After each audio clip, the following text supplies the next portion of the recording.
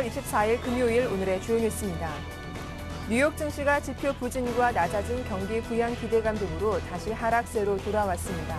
이날 다우지수는 전일 대비 0.88% 떨어진 13,057.46으로 거래를 마쳤고 S&P 500 지수는 0.81%, 나스닥 지수는 0.66% 내리며 마감했습니다. 그리스 재정위기 해결 방안에 대한 우려가 지속되며 유럽 주요국 증시가 이틀 연속 하락했습니다. 프랑스와 독일 증시는 각각 0.84%, 0.97% 내렸지만 영국 증시는 0.04% 보합권에서 소폭 오르며 마감했습니다. 국제 유가가 미국 경제 지표 부진과 연준이 추가 경기 부양에 나서지 않을 것이란 전망 등의 영향을 받으면서 하락 마감했습니다. 전일 대비 99센트 떨어진 배럴당 96달러 27센트에 거래를 마쳤습니다. 미국의 신규 실업수당 청구 건수가 전주보다 4천 건 상승하며 전문가 예상치를 상회했습니다. 미국 노동부는 지난주 신규 실업수당 청구 건수가 전주보다 4천 건 늘어난 37만 2천 건을 기록했다고 밝혔습니다. 미국 연방준비제도의 공개시장위원회 의사록이 최근 공개된 이후 추가 부양책에 대한 시장의 기대가 커지고 있지만 부양 가능성을 낮게 본다는 연준 고위 인사의 발언이 나왔습니다.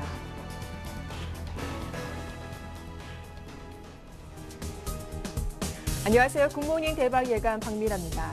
간밤 뉴욕 증시는 하루 만에 다시 하락세로 돌아왔습니다. 어제는 FOMC 의사록에서 3차 양적 완화에 대한 기대감이 반영됐다면 오늘은 다시 그 기대감이 약해졌다는 게 악재로 작용했습니다. 또 이날 발표된 경제 지표도 부진했는데요. 고용 지표도 안 좋았고 유로존의 민간 경제 그리고 어제 중국에서 나온 HSBC 제조업 경기도 10개월째 기준선인 50을 하회하는 모습을 보여줬습니다. 자, 주말 앞두고 이런 소식들이 반가울 리 없겠죠. 오늘 국내 증시에는 어떤 영향을 미칠지 글로벌 이슈들 자세하게 분석을 해드리겠습니다. 글로벌 핫이슈 인백스 투자자문의 이현민 본부장과 함께하겠습니다. 안녕하세요. 네, 안녕하십니까. 네, 먼저 미국의 경제 지표부터 살펴보겠습니다. 항상 금요일 이 시간이면 신규 실업수당 청구 건수를 확인하게 되는데 이 신청 수가 예상보다 증가했다고 하죠. 그렇습니다. 이 시간에 금요일 날 첫 번째로 늘 말씀을 드리는 부분은 그만큼 이제 고용과 일자리가 미국 시장에서 중요한 부분이라 이런 점을 말씀을 먼저 드리고요. 신규 실업수당 신청 건수 지난주 수치가 발표가 됐습니다. 37만 2천 건으로 발표가 됐는데요. 2주 전 수치인 36만 8천 건 대비 4천 건이 높게 나왔습니다. 시장 예상치는 36만 9천 건이었는데요. 이보다도 3천 건이 높게 나오면서 시장 예상치를 상회한 좋지 않은 수치가 나왔습니다. 최근 2주 연속 37만 건 수준대로 현재 들어가고 있다는 점이 다소 불쾌한 부분인데요. 이렇게 시장의 내용을 본다면 고용시장에서 추가적인 현재 고용기업이 나오기가 상당히 어렵다라고 볼 수가 있겠고요. 특히 많은 부분을 서비스업 쪽에서 고용을 담당하고 있는데 이런 점에서 현재 여의치 않다라는 점을 우리가 미루어 수치로 짐작할 수가 있겠습니다. 한 달 평균, 4주 평균은 36만 8천 건으로 36만 대 후반대에 현재 들어가고 있고요. 계속수당 신청자는 누적 기준으로 332만 명 수준을 현재 유지하고 있는 상태입니다. 미국의 고용시장은 지난 미국의 금융위기 이후에 정규직 등 질이 높은 취업의 기회가 크게 감소하면서 비정규직과 임시직 고용이 많아지면서 임금 수준이 2008년 이후에 상대적으로 많이 하락한 이런 수치가 현재 계속적으로 이어진다라고 볼 수가 있겠습니다. 네. 반면 신규 주택 판매와 구매 관리자 지수는 예상치를 웃돌았던데 시장에 좀 긍정적으로 반영되지는 못한 것 같습니다. 그렇습니다. 네. 오늘 뉴욕 증시가 빠진 내용들은 역시 연준은행 쪽에서 현재 총재가 QE3의 가능성을 좀 낮게 본다라는 발언이 나오면서 이런 부분이 시장에 좀 악재로 작용을 했는데요. 반면 신규 주택 판매와 제조 구매 관리자 지수는 비교적 호조세로 발표가 됐습니다. 어제 우리 시간을 통해서 7월 기준주택 판매 수치를 2.3% 늘어났다라고 말씀을 드렸는데요. 오늘 발표된 7월 신규 주택 판매도 3.6% 증가하면서 현재 주택 시장의 기류는 7월 수치만 놓고 볼 때 현재 안정적인 기류는 현재 이어지고 있다라고 볼 수가 있겠습니다. 7월 신규 주택 판매의 연율 수치는 37만 2천 채로 6월에 35만 9천 채에서 현재 안정된 증가세가 나오고 있고요. 현재 신규 주택 판매의 평균 가격은 22만 4,200달러로 어제 발표됐던 기존 주택의 평균 가격인 18만 7,300달러 대비해서는 약 3만 5천 달러 정도가 현재 높게 형성이 된 상태입니다. 또한 8월 제조 구매 관리자 지수 PMI 수치가 발표가 됐는데요. 이번에 발표된 것은 이제 첫 번째 내용인 예비치라고 보시면 되겠습니다. 51.9로 7월에 51.4보다 0.5포인트 정도가 상승을 했습니다. 세부 항목별로 보면 제조업 출하 지수가 52.4로 7월 51.7 대비 현재 좋은 여건이 나타났고요. 신규 주문 지수도 52.6으로 7월 51.0보다는 현재 1.6포인트가 올라간 수치입니다. 다만 고용 지수는 소폭 하락한 부분이 특징이라고 볼 수가 있겠습니다.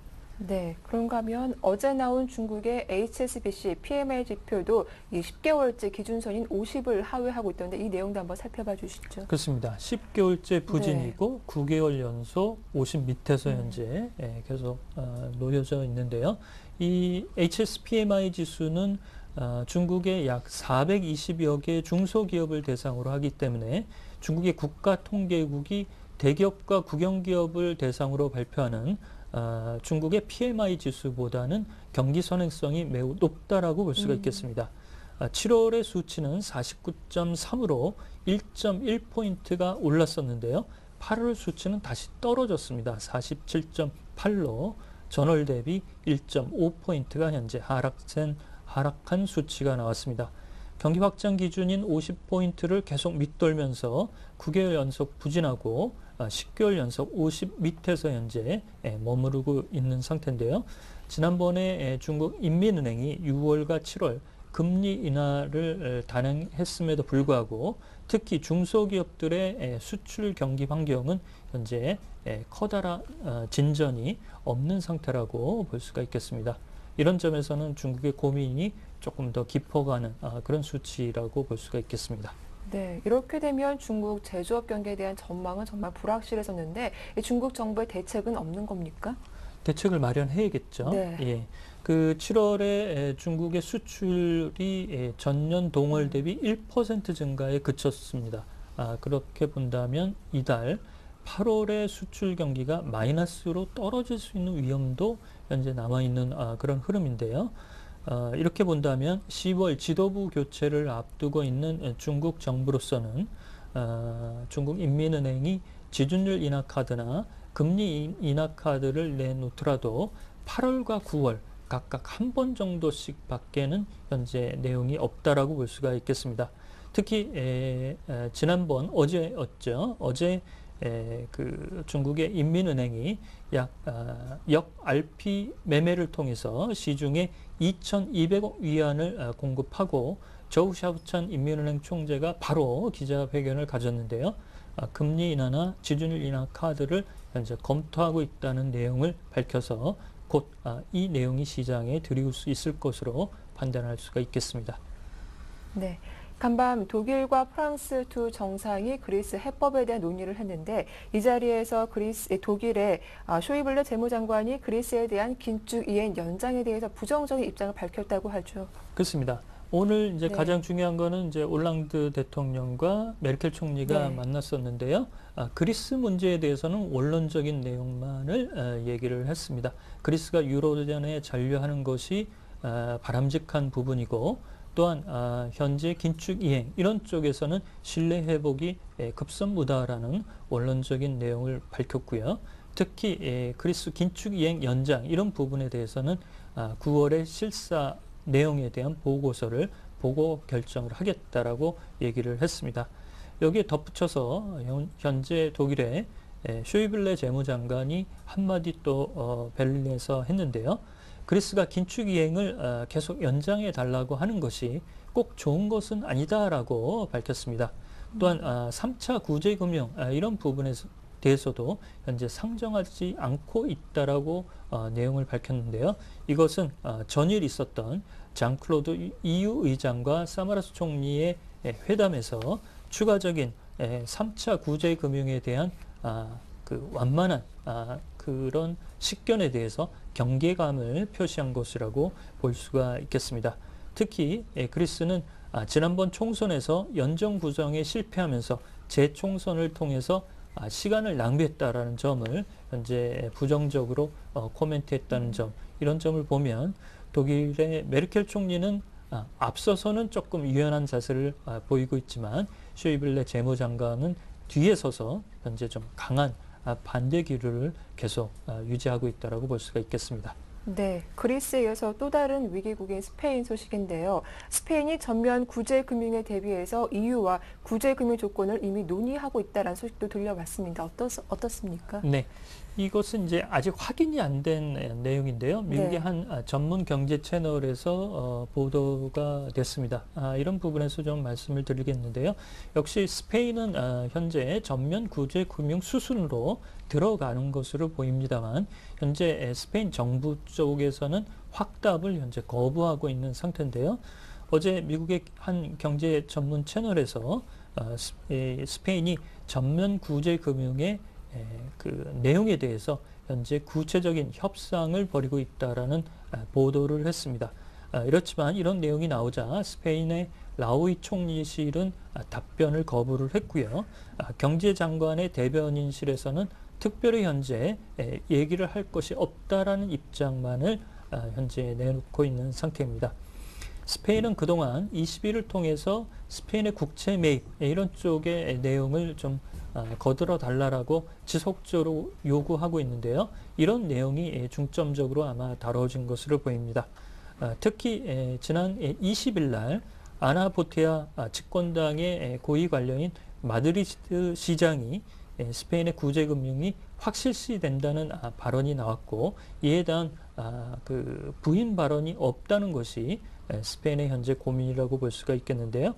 그렇지만 스페인이 전면 구제금융에 들어가더라도 현재 독일의 헌법재판소에서 9월 10일 있을 ESM에 대한 독일 의회 승인에 대한 타당성에 대한 판결, 이런 부분이 스페인에 유리한 쪽으로 나와줘야 이런 부분을 신청할 수 있기 때문에 구제금융 신청에 대한 구체적인 답변은 9월 10일 이후가 될 것으로 판단할 수가 있겠습니다. 네.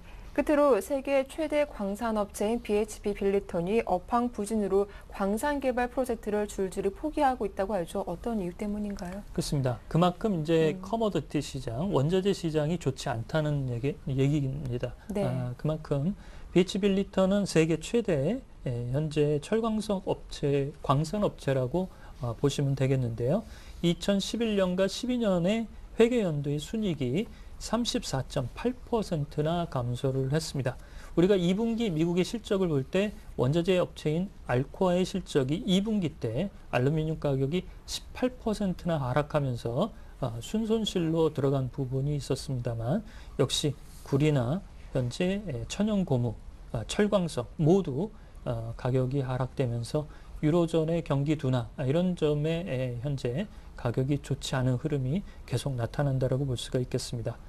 BH 빌리턴도 역시 유로존의 경기 침체와 중국의 수요 급감이 주 원인이라고 볼 수가 있겠고요. 따라서 BH 빌리턴은 그동안 투자를 계획했던 남호주의 300억 달러 규모, 그다음에 서호주의 포트 헤들랜드 약 200억 달러, 호주 달러 규모의 광산 개발도 장기 보류하겠다라는 얘기를 했습니다. 이러자 호주 경제가 예상보다 많이 떨어질 수 있다는 우려도 나오고 있어서 현재 호주 경제에 BH 빌리턴 악재가 크게 부각되는 모습입니다. 네, 말씀 잘 들었습니다. 글로벌 핫이슈 지금까지 인백스 투자자문의 이현민 본부장과 함께했습니다. 도움 말씀 고맙습니다.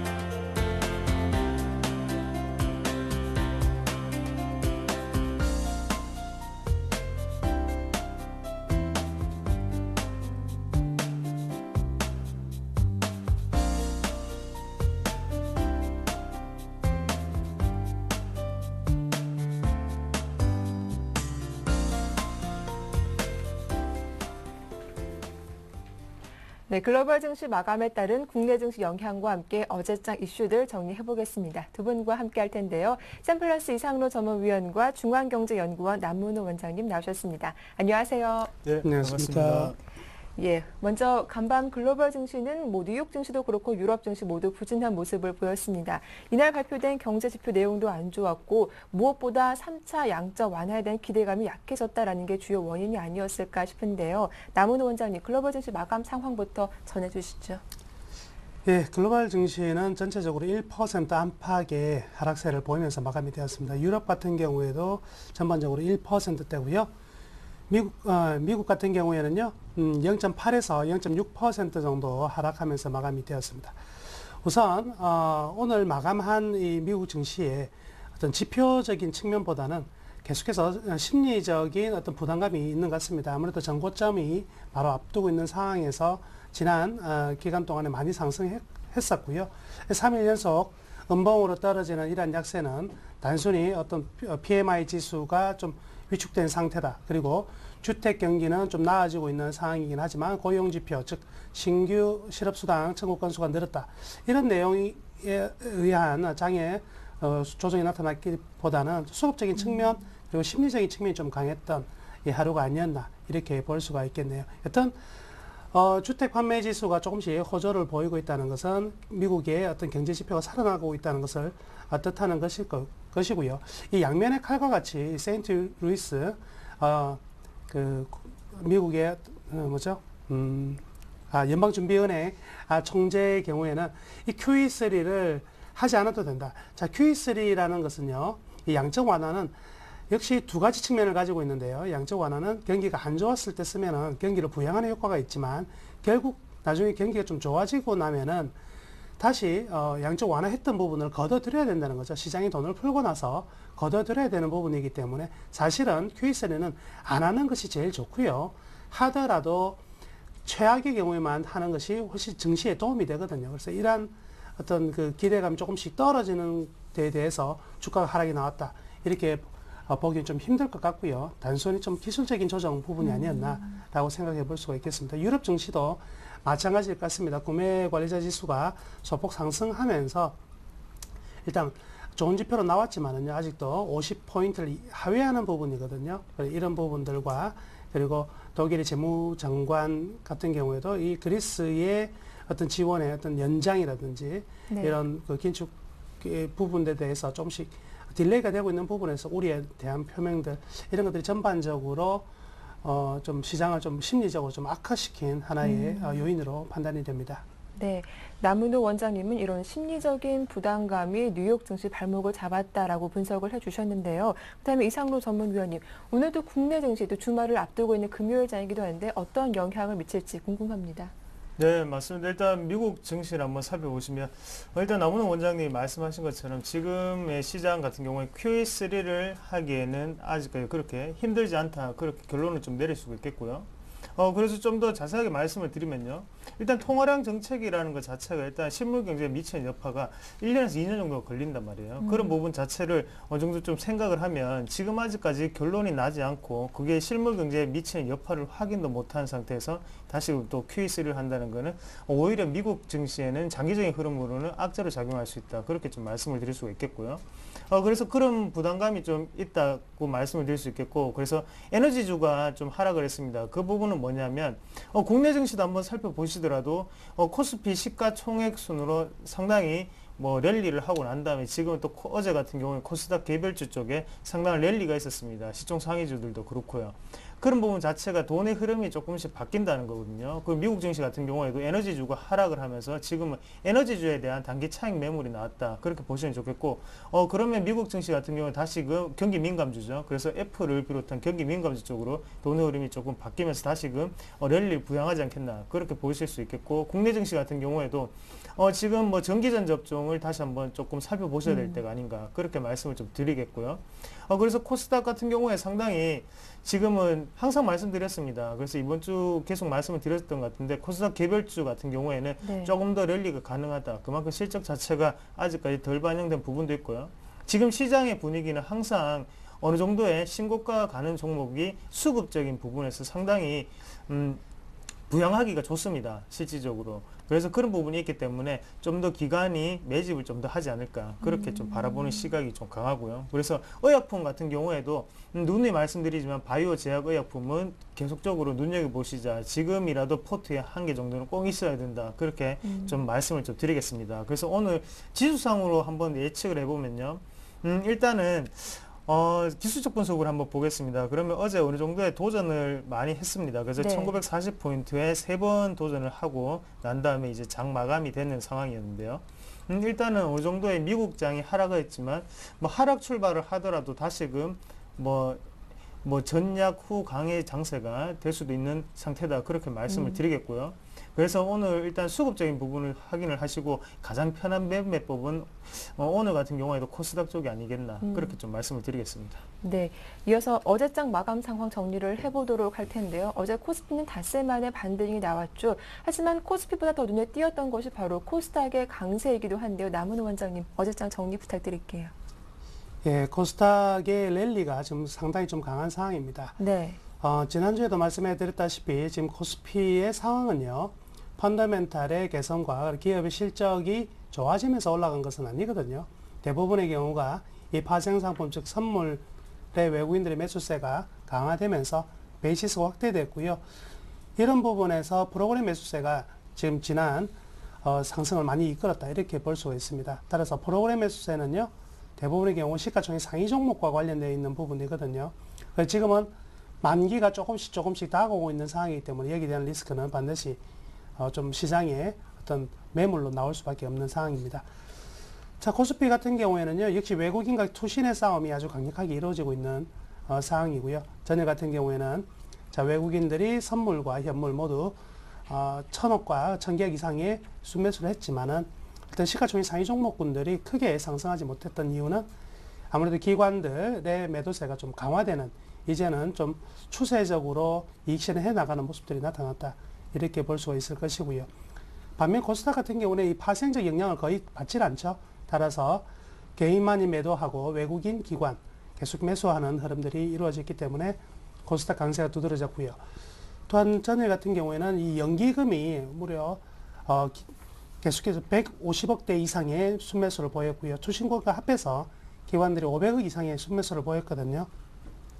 그렇기 때문에 코스닥의 어떤 수급적인 요인도 상당히 좋은 상황이라고 이렇게 볼 수가 있겠네요. 어떤 양시장 거래량은요, 8월 최대 거래량을 만들었기 때문에 계속해서 추세적 상승이 나타날 가능성이 좀 크고요. 다만 숨고르기 정도는 나타날 수 있을 것으로 판단이 됩니다. 네, 그렇다면 이어서 코스피 쪽 업종별 흐름도 정리를 해보도록 하겠습니다. 어느 업종이 강했고 약했는지 분석해 주시죠. 예, 코스피 같은 경우에는요, 전에 이제 의료정밀, 즉 미래산업과 DI가 포함되어 있는 의료정밀 업종과 그리고 전기전자 부분도 상승을 했습니다. 일진전기, 안암전자가 좀 돋보였던 흐름이었다고 볼 수 있고요.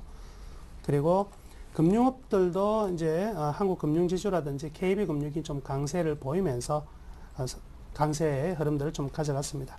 그와 더불어서 유통업 관련해서는 우리들 생명과학 그리고 세방 등의 세우글로벌 우선주 등의 종목들이 초강세를 보였고요. 그리고 글로비스와 세방 등의 이제 운수창고 업종들이 전일 좀 강세를 보이는 업종으로 현재 집계가 되고 있습니다. 그리고 약세 업종으로는요, 아무래도 기계 업종의 약세가 가장 좀 컸다고 보여지는데요. 우선 운수 장비 쪽으로는요, 현대모비스와 대우조선해양 등의 종목들이 그간 상승폭이 좀 컸던 데에 따른 조정을 받았고요. 그리고 SK텔레콤과 그리고 KT 역시 마찬가지로 이 최근 상승이 좀 컸었죠. 이런 부분에서 조금 매도를 받은 것 같습니다. 그리고 LG화학, 호남석유 등의 화학업종 또한 계속해서 내림세가 나타났던 하루였고요. 가장 큰 내림세가 나타났던 것은 역시 두산중공업과 현대엘리베이터 등의 기계업종이 전일 좀 많이 하락한 하루였습니다. 네, 알겠습니다. 이어서 코스피 중에서 가장 눈에 띄는 종목들 한번 이야기도 들어볼 텐데요. 이상로 전문위원님. 네, 일단 네, 죄송합니다. 예, GS를 좀 말씀을 드리겠습니다. GS 같은 경우에 정유주죠. 정유주 같은 경우에는 어느 정도 지금 국제유가 가격이 올라가고 있고요. 그래서 어느 정도의 원자재 가격이라든지 그런 부분의 상승세가 어느 정도 GS에 대해서 수혜가 받을 것이다. 그렇게 예측을 좀 해볼 수가 있겠습니다. 그래서 뭐 전에 SK 이노베이션에 대해서 말씀을 많이 드렸습니다. SK 이노베이션 같은 경우에는 계속적으로 어느 정도 올라와 있는 상태고요. 그래서 GS 같은 경우에는 또 부가적인 수익원이 있죠. 그래서 안에 보시면 GS 리테일이 최근에 신고가를 지금 어제 달성을 했습니다. 그런 부분 자체가 지분 자체를 GS가 가지고 있고, 그리고 GS 칼텍스 또한 지금 다시금 영업이익 부분이 어느 정도 3분기에 긍정적인 뭐 전망치가 나오고 있습니다. 그런 부분 자체가 GS의 주가를 올리는 원동력이 되고 있다. 그렇게 말씀을 드릴 수가 있겠고요. 지금은 한 번쯤 공략을 해보셔도 좋은 구간이다. 그렇게 말씀드리겠습니다. 그래서 일단은 뭐 제가 말씀드리는 종목군은 조금 장기적으로 보실 때도 괜찮은 종목군이다. 그렇게 말씀을 드리겠고요. 그래서 뭐 단기적으로 오늘 하루만 본다면 뭐 확실하게 말씀 못 드리겠지만, 대신에 한 달 이상을 보유를 하신다면 꼭 수익이 날 수밖에 없다. 그렇게 강하게 좀 말씀을 드리겠습니다. 그리고 한 가지 종목을 더 볼 건데요. 어제 시장에 상당히 특징이 있었습니다. 그래서 어제 같은 경우에는 화장품주 같은 경우에도 강한 상승이 있었죠. 그래서 그 중에서도 대표적인 게 이제 코스맥스인데요. 코스맥스 같은 경우에 최근에 상당히 모멘텀 자체가 좋습니다. 그만큼 실적적인 부분이 어닝 시즌을 기록한 만큼 3분기에도 또 기대가 되는 실적이죠. 그리고 코스맥스 같은 경우에는 일단은 강하게 좀 올라올 수 있는 걸 회사 내부적으로 한번 보시면요. OEM이나 ODM을 이제 개발을 하고 있죠. OEM과 ODM 영업을 하고 있는데요. 그런 부분 자체가 일단은 긍정적인 좀 모멘텀을 작용하고 있다. 그렇게 보시면 좋겠고, 그래서 한국콜마하고 원래 코스맥스랑 어느 정도 같이 가다가 지금은 코스맥스 쪽에 어느 정도 더욱더 좀 상승 탄력이 붙었는데, 그만큼 한국콜마 같은 경우에는 지주회사로 건립한다는 소식이 있었고요. 거기에 대해서 약간은 매물이 좀 나왔다 보시면 좋겠고, 대신 코스맥스 같은 경우에는 아직까지 주포가 나갈 길이 없다. 그렇게 보시면 좋겠습니다. 그만큼 물량 자체가 지금은 안 나오는 상태에서 올라가고 있기 때문에요. 랠리가 좀 더 유지될 수 있다. 그렇게 좀 말씀을 드리겠습니다. 네, 국제유가 상승과 관련해서 GS 흐름 살펴봤고, 또 어제 신고가를 썼던 종목 코스맥스까지 점검을 해봤습니다. 이어서 남은우 원장님, 코스닥 업종별 흐름도 정리해 주시죠. 계속해서 코스닥의 어떤 시세를 리드하고 있는 업종들이 전일도 상승세를 이어갔습니다. 대표적인 업종은요, 오락문화업종, 즉 엔터테인먼트 관련인데요. SM과 그리고 YG 엔터테인먼트의 주가가 강세를 보였고요. 뉴욕의 어떤 그 나스닥 생명공학 지수라든지 아멕 생명공학 지수에 포함되어 있는 이 바이오 관련 종목들이 전일도 상승했습니다. 의료정밀기기, 오스템 임플란트와 바텍이 차지하고 있고요. 제약업종에서 또 하이텍팜이라든지 한스 바이오메드가 좀 강세를 보인 하루였습니다. 또한 출판 매체 복제 업종도 좀 상승을 했는데요. 로엔이라든지 예림당 등의 종목들이 좋은 실적과 기대치를 가지고 상승했고요. 그리고 운송업종 성광이라든지 승화 산업 등의 종목들이 좀 강세를 보인 하루였습니다. 반면에 전일 코스닥이 강세를 보였지만 약세 업종도 있었는데요. 우선 로만송과 손오공이 포함되어 있는 기타 제조업 업종이 좀 하락을 했고요. 그 다음에 상영건설과 KT 서브마린이 포함된 건설업종이 전체적으로 좀 같이 동반 약세를 보였습니다. 그리고 에이텍과 아이리버 등의 종목들이 실적 악화와 그리고 가격적인 부담에 의해서 정보기기 업종 하락했고요. 그다음에 에이티넘 인베스트와 큐캐피탈 등의 최근 좀 강세를 보였던 이 캐피탈과 이 투자 자문업체 등의 종목들이 어제 좀 약세를 보였고요. 마지막으로 동양시멘트라든지 원익 QNC 등의 비근속 업종들도 시장이 좀 소외된 하루였다고 볼 수가 있겠네요. 네, 이렇게 코스닥 전반적인 업종별 흐름 정리해봤습니다. 이상로 전문위원님, 이 가운데 살펴볼 종목이 있습니까? 네, 많습니다. 많지만 뭐 간략하게 뭐 가장 특징적인 종목 한 개만 좀 말씀을 드리겠는데요. 일단 그 중에서 SM을 한번 같이 살펴보시면 좋을 것 같습니다. SM 같은 경우에 일단은 지금 같은 경우에 의미 있는 1조를 돌파했다. 그렇게 말씀을 드릴 수가 있겠고요. 그래서 어제부로 시총 1조를 돌파를 했습니다. 이게 어떤 의미를 가지냐면, 일단은 SM 같은 경우에는 뭐 실질적으로 우리가 SM의 매출처가 어디냐고 물으시면 다들 좀 곤란해 하실 거예요. 그만큼 매출처 같은 경우에는 눈에 그렇게 보이지 않습니다. 대부분 다 컨텐츠 산업을 비롯해서요. 어느 정도 한류 열풍을 얻고 난 다음에 올라가고 있기 때문에 실질적으로 눈에 그렇게 보이진 않는데, 일단은 우리가 흔히 아는 코스닥의 인터플렉스라는 종목이 있거든요. 그 종목을 한번 보시면 시총 자체가 9,800억입니다. 일단 눈에 보이고 있죠. 그 종목 같은 경우 FPCB 관련주고요. 그래서 실적과 그리고 제품을 팔면서 실적 올린다고 생각하면 엔터주, 그중에서 SN 같은 경우에는 그런 부분이 아니지만 1조를 돌파했다는 거는 그만큼 지금의 시장 분위기가 연관된다, 그렇게 보시면 좋겠고요. 그리고 금융업종 자체가 상당히 보수적입니다. 보수적이지만 SM의 1조, 시총 1조를 어느 정도 만드는 것에는 그만큼 이유가 있겠지 않나, 그렇게 좀 살펴보시면 좋겠고요. 그래서 지금이 고점이 절대 아니다, 그렇게 좀 네. 말씀을 드릴게요. 그만큼 1조는 상당히 의미가 있다. 그래서 지금 뭐 다른 종목군 있죠. SM을 비롯해서 지금 YG 엔터테인먼트, 그리고 최근에는 키스트 같은 종목군이 지금 모습이 상당히 좋은데요. 하지만 1등이 좋습니다. 1등이 좋은 거고요. 그리고 YG 엔터테인먼트는 괜찮지만 다른 뭐 3, 4위 업체 같은 경우에 공략하지 마시고 차라리 돈을 좀 더 모아서 SM이나 YG 엔터테인먼트를 사는 게 더 낫지 않겠나, 그렇게 좀 말씀을 드리겠습니다. 네, 이어서 매매 동향 살펴볼 텐데요. 원장님, 코스피 쪽 정리해 주시죠. 예, 전에 역시 외국인들은 삼성전자와 자동차 위주로 매수를 많이 했습니다. 역시 이 또한 프로그램 매수의 가능성이 많고요. 기관들 같은 경우에는요, 정유주에 좀 집중한 모습입니다. 기관들은 GS라든지 SK이노베이션 등의 종목들을 매수를 많이 했네요. 그리고 외국인들 같은 경우 고려아연을 매수했는데요. 지금 최근 금 가격, 은 가격, 구리 가격이 상승이 좀 가팔라지고 있는 부분이거든요. 여기에 대해서 대비하고 있는 것 같습니다. 매도 관련해서는요, 서로 동반적인 매도가 좀 많이 나온 흐름이었다, 이렇게 보여지는데요. 현대모비스 같은 경우는 외국인과 기관이 동시에 매도를 했고요. LG화학 그리고 SK하이닉스 등의 종목들도 외국인과 기관이 동반적으로 이제 매도한 부분입니다. 차이가 나는 부분이라면 NHN 쪽의 측면으로는 외국인들이 매수했지만 기관들은 매수했지만 외국인들이 매도했다는 점은 전일의 좀 특징적인 부분이라 할 수 있겠네요. 예, 이어서 이상로 전문위원님, 코스닥 쪽 매매 동향도 살펴봐 주시죠. 예, 코스닥 매매 동향 중에서 뭐 순매수 종목만 좀 보겠습니다. 그럼 외국인 같은 경우에는 셀트리온, 그리고 YG 엔터테인먼트, 메디포스트, 그리고 코나이, 한국사이버결제를 매수를 했고요. 기관 같은 경우에는 SM, 그리고 CJENM, 그리고 셀트리온, 그리고 파라다이스, 젠백스를 매수를 했는데요.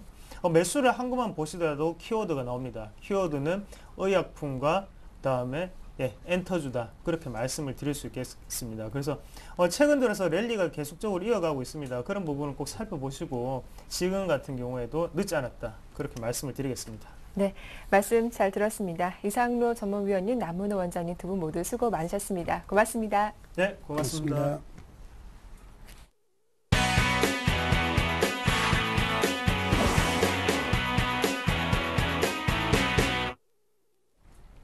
네, 어제 이슈가 됐던 종목을 찾아보고 자세한 매매 전략도 들어보도록 하겠습니다. 샘플러스 김형근 전문위원님 만나보죠. 안녕하세요. 예, 안녕하세요. 예, 먼저 살펴볼 종목은 어떤 종목입니까? 예, 먼저 살펴볼 종목은 고려아연이라는 종목인데요. 네. 어제 같은 경우에도 중국의 이제 경기 부양에 대한 기대감, 이러한 부분으로 주가가 좀 상승을 했는데, 사실 이제 최근에 금값이 계속 상승을 하고 있는 모습이죠. 한 4개월 정도 계속해서 상승을 좀 보여주고 있는데요. 지난 한 5월달 정도에 저점을 찍고 계속 좀 상승을 보여주고 있습니다. 금값, 은값 다 마찬가지인데요. 고려아연 같은 경우 실적에 이제 주 영향을 미치는 부분이 바로 이제 금값, 은값에 영향을 좀 받게 되는데, 최근에 이러한 금값의 상승 부분이 앞으로도 좀 계속 지속이 될 것이냐, 이 부분을 좀 보자면, 지금 현재 보면 유가라든가 뭐 농산물 가격 상승, 이러한 부분들이 계속해서 좀 인플레이션 압력을 좀 붙이고 있기 때문에 당분간 좀 금값의 가격 상승은 좀 지속이 되리라고 전망이 되고 있습니다. 현재 이러한 종목들을 좀 관심을 가질 수 있을 것 같고요.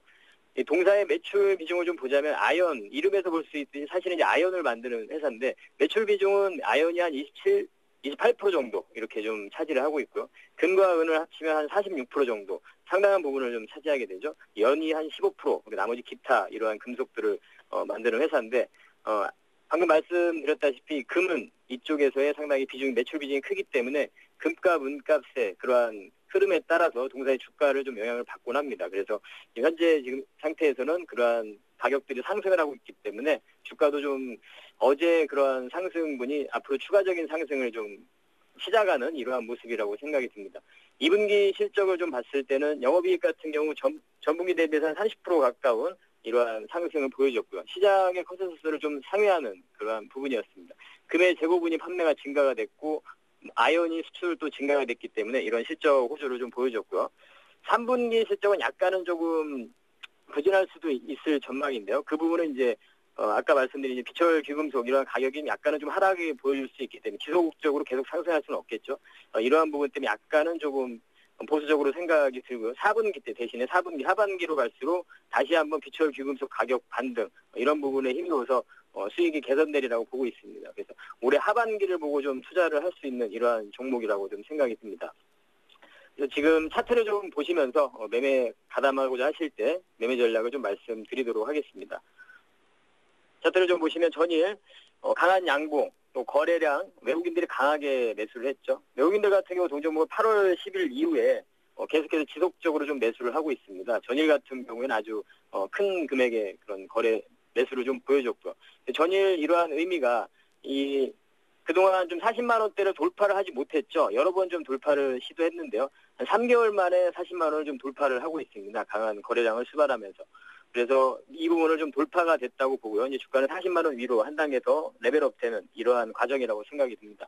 그래서 충분히 매매에 좀 가담을 해도 괜찮은 종목이다 해서 매수가를 제시를 해드리면 약간의 좀 조정이 나올 때 40만 5천 원, 40만 7,500원 요 매수 밴드를 말씀드리고요. 목표가는 46만 원, 손절가는 38만 원 혹은 장기 평선이 있는 201선 이렇게 제시해드리도록 하겠습니다. 네, 중국의 경기 부양 기대감이 반영된 종목이었죠. 고려아연 대응 전략 살펴봐 주셨습니다. 다음 살펴볼 종목은 어떤 종목입니까? 예, 다음 살펴볼 종목은 코스닥의 종목인데 그 전에 최근에 시장의 흐름을 보자면 역시 지금 주목받는 중소형 개별주를 보자면 뭐 화장품 관련이라든가 엔터라든가 바이오라든가 또 신고가 치는 종목들 계속해서 네. 신고가 형성을 하고 있고요. 중국의 모멘텀을 가지고 있는 종목들 이러한 종목들이 지금 좋은 흐름들을 보여주고 있는데 그 부분과 또 관련된 종목에서 많은 뭐 엔터 SM이라든가 또 바이오 업체들이라든가 이런 종목들은 아마 많이들 또 언급이 좀 됐을 것 같은데 좀 놓칠 수 있는 종목인 것 같아서 한번 체크를 해보도록 하겠습니다. 농우바이오라는 종목인데요. 최근에 지금 곡물 가격이 전 세계적으로 좀 급등을 하면서 국내에서 곡물 테마가 좀 형성이 됐었죠.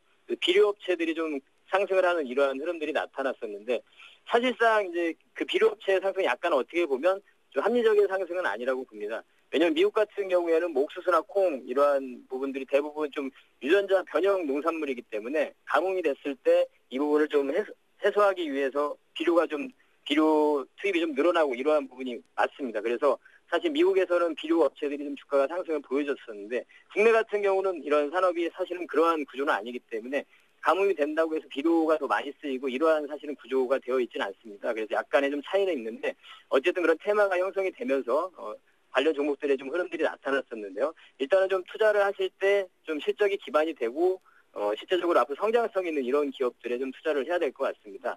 그래서 동사 같은 경우에는 사실은 이제 비료 업체라기보다는 이런 종자 사업을 하는 업체죠. 국내 1위의 종자 사업 업체인데요. 종자 사업이라고 하면 국내 이제 작물 재배자들에게 고추나 뭐 무라든가 수박, 배추 뭐 이런 종자를 개발해서 생산 판매하는 업체를 얘기합니다. 그래서 상당히 지금 국내에서 뭐 독보적인 기업이고요. 그리고 현재 지금 뭐 중국이라든가 미국, 인도네시아 이런 법인들은 100% 자회사로 좀 보유를 하고 있습니다. 70여 개 국가와 300여 개가 넘는 그런 거래처를 확보한 그런 안정적인 수익원을 확보를 하고 있는 상태고 특히나 이 중에서 한 150개 거래처가 절반 정도에 해당하는 거래처가 거의 중국에 포진이 되어 있는데요. 그래서 앞으로의 중국 법인의 이런 초고성장 이러한 부분이 좀 두드러질 것이라고 판단이 들고 있습니다. 동사 같은 경우 상당히 우수한 품종을 육성하고 생산하기 위해서 바로 이러한 종묘사업의 경쟁력이겠죠. 그 부분을 또 하기 위해서 매출의 한 15%를 R&D 비용으로 계속 지출을 하고 있습니다. 그래서 신종자를 계속 출시를 하면서 영업이익률이 한 20%를 넘는 그러한 기업이죠. 그래서 앞으로 충분히 더 성장성도 있다고 보고 있고요. 상반기 매출액 영업이익 부분도 상당히 호실적을 좀 보여줬고 그 앞으로 이러한 부분을 봤을 때 정부에서도 우리 국내에서도 보면 2020년도까지 총 한 5천억 가까운 부분을 투입을 해서 종자산업을 좀 지원하는 골든시드 프로젝트 이 부분을 시행을 할 계획입니다. 그러한 부분에서도 조금 수혜를 볼 수 있다고 판단이 들고 앞으로 사실은 이런 세계적으로 봤을 때 좀 식량에 대한 문제도 상당히 중요한 문제라고 생각을 합니다. 이 종자 산업을 하고 있는 동사가 상당히 좀 주목을 좀 할 수 있는 그런 기업이라고 판단이 듭니다. 차트를 좀 보시면서 매매에 좀 가담을 하고자 하실 때 매매 전략을 좀 말씀드리도록 하겠습니다. 전일 또 신고가를 형성을 했죠. 제가 모두에 말씀드린 그 신고가 형성 종목, 지금 최근에 신고가를 보여주는 종목들이 계속 강하게 가는 현상이 나타나고 있습니다. 그리고 아까 말씀드린 중국에서의 모멘텀도 가지고 있는 상태고요. 매수를 하실 때는 사실은 좀 단기간에 많이 올랐기 때문에 좀 매매 좀 부담스러우신 분들은 매매 좀 자제를 하시기를 좀 말씀드리고요.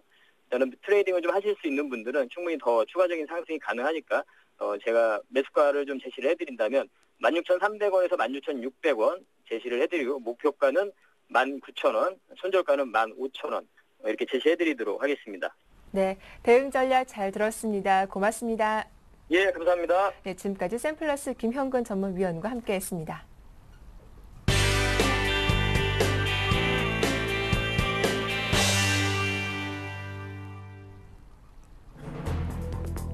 법원이 키코 거래로 손해를 봤다며 업체들이 낸 소송에서 은행의 책임 인정 범위를 60에서 70%로 확대한 판결을 내놓았습니다. 중소기업의 손을 들어준 사실상 첫 판결로 앞으로 있을 다른 키코 재판에 영향을 미칠지 관심이 쏠리고 있습니다. 이용자 수가 10만 명 이상인 인터넷 게시판에 글을 쓸 때 반드시 실명 인증을 해야 하는 제한적 본인 확인제는 헌법에 위반된다는 헌법재판소의 결정이 나왔습니다. 이로써 2007년 7월 도입된 인터넷 실명제는 5년 만에 폐지됩니다.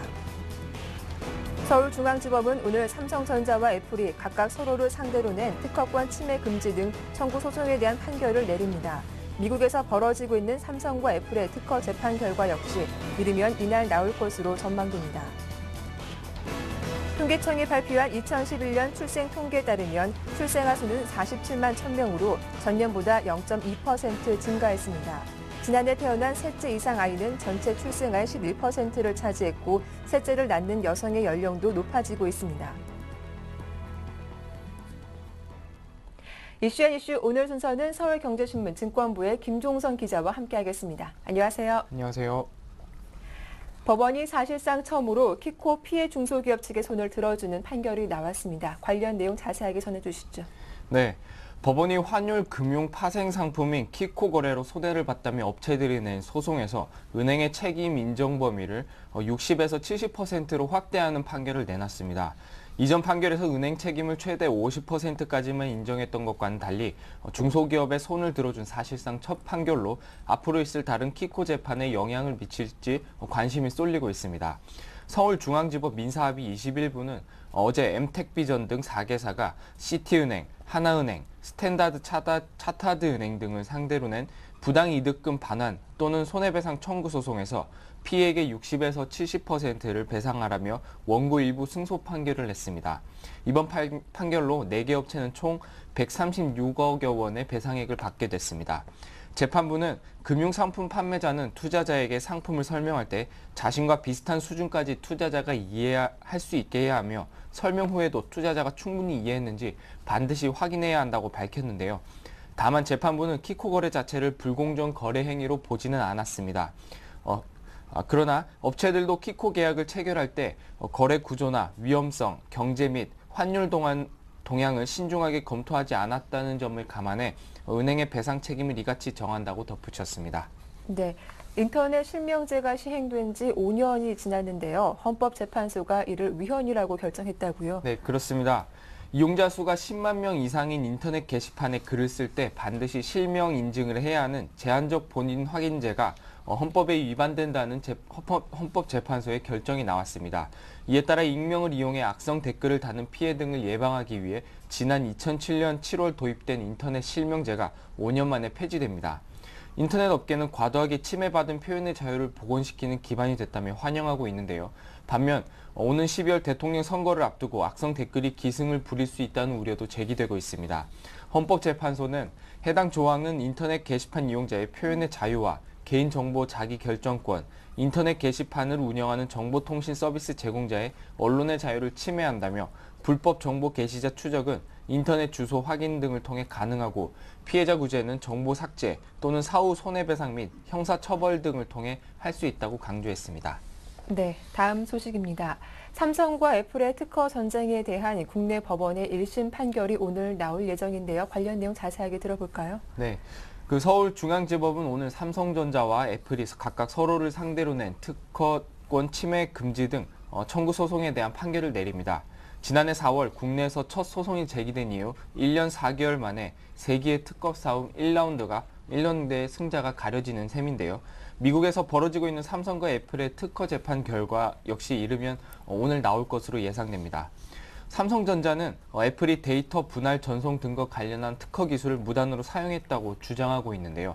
이에 대해 애플은 터치스크린에 대한 4개 특허, 디자인 특허 6개 등 총 10개 디자인 특허를 삼성이 베꼈다고 주장하고 있습니다. 양측이 국내 재판에서 제기한 소송 가액은 삼성전자 3억 5천만 원, 애플이 7억 원, 향후 구체적인 손해액을 입증해 나중에 청구액을 늘리겠다며 현재 1억 원만 서로에게 청구한 상태인데요.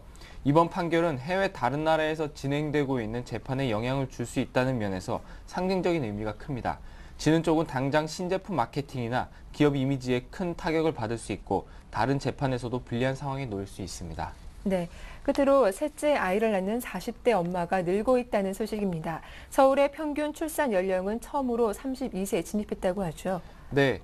어제 통계청이 발표한 2011년 출산 통계에 따르면 출생아 수는 47만 1천 명으로 지난해보다 0.2% 늘었습니다. 특히 지난해 태어난 셋째 이상 아이는 5만 1,600명으로 전체 출생아의 11%를 차지했는데요. 셋째아 비중은 지난 1981년 16.4%에서 1991년 5.6%까지 떨어졌다가 2001년 9%대를 회복해 지난해 9.7%까지 올랐습니다. 셋째 아이를 낳는 여성의 연령도 높아지고 있는데요. 특히 40대 초반은 30년 전만 해도 0.5%에 불과했지만 2011년에는 5.9%로 눈에 띄게 늘었습니다. 한편 산모의 평균 출산 연령은 지난해보다 0.18세 오른 31.44세로 다시 한번 최고치를 갈아치웠습니다. 네, 말씀 잘 들었습니다. 이슈앤이슈 지금까지 서울경제신문 증권부의 김종선 기자와 함께했습니다. 도움 말씀 고맙습니다. 고맙습니다. 네, 굿모닝 대박 예감 1부 순서는 여기서 마치겠습니다. 저희는 잠시 후 2부로 인사드릴게요. 고맙습니다.